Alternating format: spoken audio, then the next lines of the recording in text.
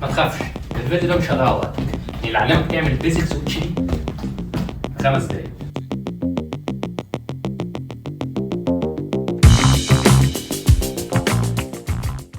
اول حاجه عايزك تعرفها قبل ما تعمل الحركه دي ان الحركات اللي على الارض كلها اسمها جراوند موفز. جراوند موفز اللي هي بتبقى عامله زي الشكل ده، كل حاجه بتعملها على الارض، الكوره ما بتطلعش على الارض خالص. والحركات دي بتعلي كنترولك بشكل رهيب وبتفيدك في الملعب جدا. يعني ببساطه كل ما كنترولك يعلى في الكوره، كل ما تحكمك في الكوره هيبقى اعلى، طول ما حركاتك في الملعب هتبقى اسهل وهتقدر تتحكم في الكوره. خلينا نبتدي باول حركه اللي هي بيزك سويتش. والبيزك سويتش دي اول حركه تقدر تتعلمها عشان تتقن الجراوند موفز. يعني عشان تعمل حركات كومبليكيتد او معقده زي دي مثلا، لازم اول حاجه تتعلمها ان انت تعمل البيزك سويتش. البيزك سويتش دي مهمه جدا. اول حركه عشان تعملها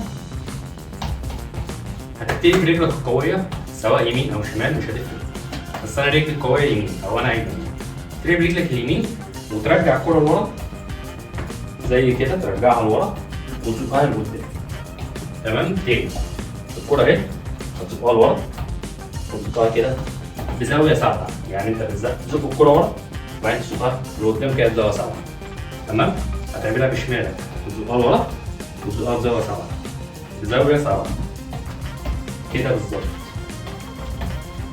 خلاص؟ يبقى اول حاجه انت عايز تتدرب عليها ان انت ترجع الكوره وتزقها كده. ترجع الكوره وتزقها كده. تمام؟ بس عشان تعملها بسرعه لازم رجلك اللي على الارض دي تتحرك. ما ينفعش تفضل ثابته، ما ينفعش تعمل كده ورجلي ثابته كده في الارض. ما ينفعش. لازم وانت بترجع دي تنط لقدام. يعني تعمل كده. شايف رجلي الشمال دي بتنط لقدام اهي. بتنط لقدام. وبزق الكوره والحق رجلي اليمين بقى اللي هي على الارض هتنط لقدام. فتبقى كده.